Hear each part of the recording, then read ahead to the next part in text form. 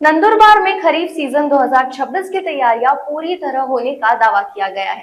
समीक्षा बैठक में पालक मंत्री हसन मुशर्रफ ने अधिकारियों को किसानों को समय पर बीज और खाद उपलब्ध कराने का सख्त निर्देश दिया है।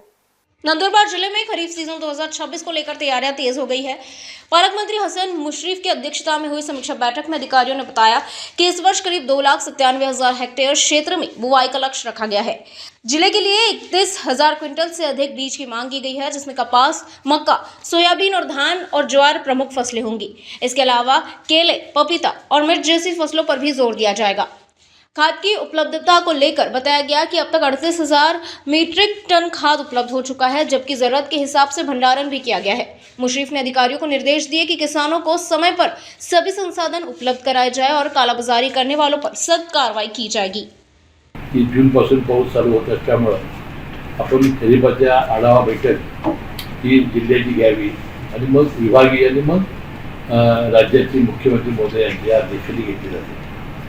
आता 2-3 प्रश्न आपल्यासमोर गंभीरपणाने उभे आहेत। एक म्हणजे युद्ध परिस्थिती सुरू असल्यामुळे खतं येण्यामध्ये अडचणी आहेत, विशेषतः युरिया आणि DAP ही शेतकऱ्यांची जास्त मागणी आहे, ती मिळणं, ती शेतकऱ्यांपर्यंत पोहोचणं, बी बियाणे चांगलं मिळणं, निकृष्ट बियाणामुळे शेतकऱ्यांचं किती नुकसान होतंय हे अनेकदा आपण बघितलेलं आहे। त्याशिवाय पावसाचा यावेळेला आपल्याला माहिती आहे की मुख्यमंत्री महोदयांनी आणि सगळ्या हवामान तज्ज्ञांनी सातत्याने एक अंदाज व्यक्त केलेला आहे की हे वर्ष अल निनोचं फार मोठं सावट आपल्या देशासमोर आहे आणि 92% पाऊस होईल, तर हे भाकीत खोटं ठरवायची प्रार्थना आपण करूया।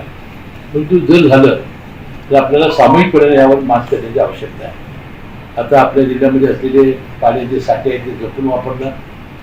आता मला राजेश पाडवी आमदार सांगत होते की साहेब आज टीव्हीवर असं दाखवत होते, आम्हाला देणाऱ्या ज्या कंपन्या आहेत तेच आम्हाला लिंकिंग लावतात, त्यामुळे आम्हाला खाली सुद्धा शेतकऱ्यांना लावावं लागतं। म्हणून आम्ही मंत्रिमंडळाने असं ठरवलंय या कंपन्यावर खटले भरायचे। ज्या कंपन्या हे खतं देत असताना लिंकिंगचं कट लावत असतील आपल्या विक्रेत्याला आणि विक्रेता जर शेतकरी लावत असतील तर त्या मुख्य जो कंपनी आहे त्याच्यावर खटले भरायचे। विशेषतः बियाणं ते निकृष्ट अनेक वेळा दिलं जातं आणि शेतकऱ्याचं फार मोठं नुकसान होतं। ते बियाणं चांगलं वापरलं पाहिजे। पावसाचा खंड पडला की MSCBनं लाईट व्यवस्थित शेतकऱ्यांना दिली पाहिजे। अशा त्यानंतर जलसंधारणाची कामं व्यवस्थित झाली पाहिजेत। अशा अनेक विषयावर आज खरीप हंगामामध्ये चर्चा झाली।